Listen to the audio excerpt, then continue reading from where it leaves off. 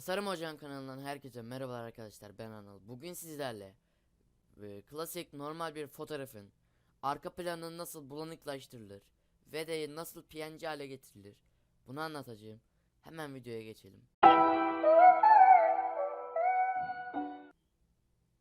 Arkadaşlar, gördüğünüz gibi ben burada bir fotoğraf yaptım. PNG hale, bulanıklaştırma yaptım gördüğünüz gibi. PNG hale de getirebilirim istersem. Böyle de PNG hale getirmiş oluyorum. Bunu açtığımda da arkası bulanıklaşmış oluyor. Bunun gibi bir fotoğraf yapacağız arkadaşlar. Böyle bir fotoğraf seçtim. Burada gördüğünüz bu ne aracı?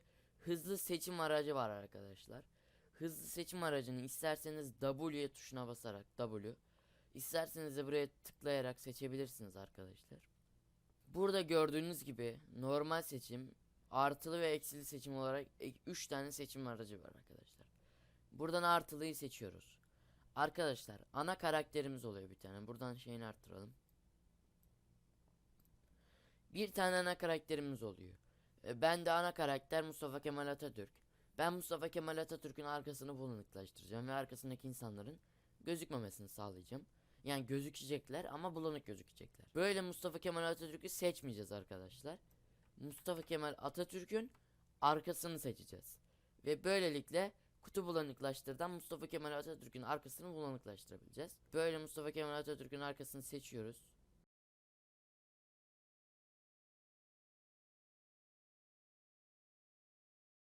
Bazı almamamız gereken yerleri almış oluyoruz arkadaşlar. Mesela burası gibi. Buradan eksi aracını seçip boyutunu birazcık küçültüp buraları da alabiliriz.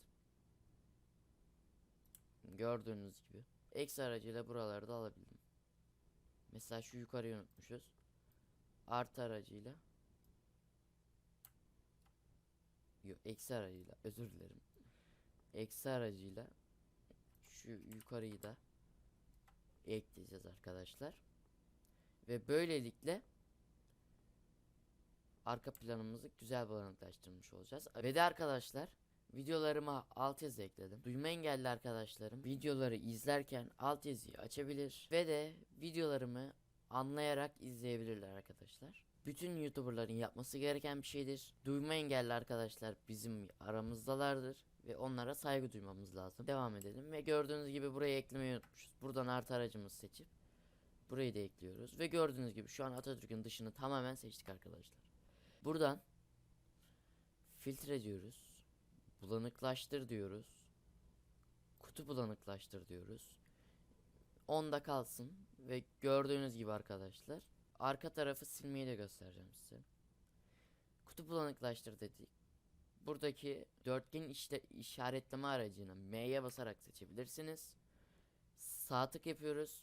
Seçimi kaldır diyoruz arkadaşlar.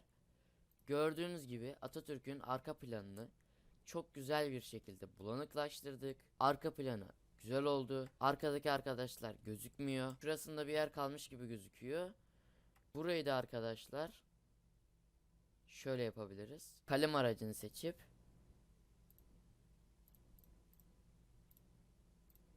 burayı seçip arkadaşlar seçim deriz. Geniş yumuşatma yarıçapı 0, kenar yumuşatılmış olarak orayı seçeriz ve de filtreden bulanıklaştır, kutu bulanıklaştır yaparak ve seçim aracını seçip seçimi kaldır diyerek orayı da yapmış bulunuyoruz arkadaşlar. Gördüğünüz gibi Mustafa Kemal Atatürk'ün arka planını çok güzel bir şekilde bulanıklaştırdık. Bence çok güzel oldu. Profesyonelce oldu. Bazı fotoğraflarda bunu uygulayamayabilirsiniz.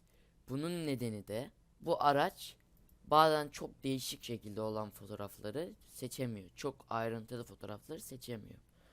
Bunda da profesyonel işlere girmemiz gerekiyor arkadaşlar. Fotoğrafı ben yeniden açayım. Gördüğünüz gibi arkadaşlar, ben arkadaşım bununla yapmak istemiyorum, seçim aracıyla yapmak istemiyorum, profesyonel bir iş yapmak istiyorum, bu işten para kazanmak istiyorum diyorsanız, profesyonel yapabilmek için arkadaşlar kalem aracını seçiyoruz ve kalem aracıyla yapıyoruz arkadaşlar. Hemen şurada yarısını yapayım arkadaşlar. Kalem aracıyla biraz uzun sürebiliyor. Bu nedenle ben şu an yarısını yapacağım kalem aracıyla. Basık tutup böyle sağ sol yaparak da hareket ettirebilirsiniz arkadaşlar.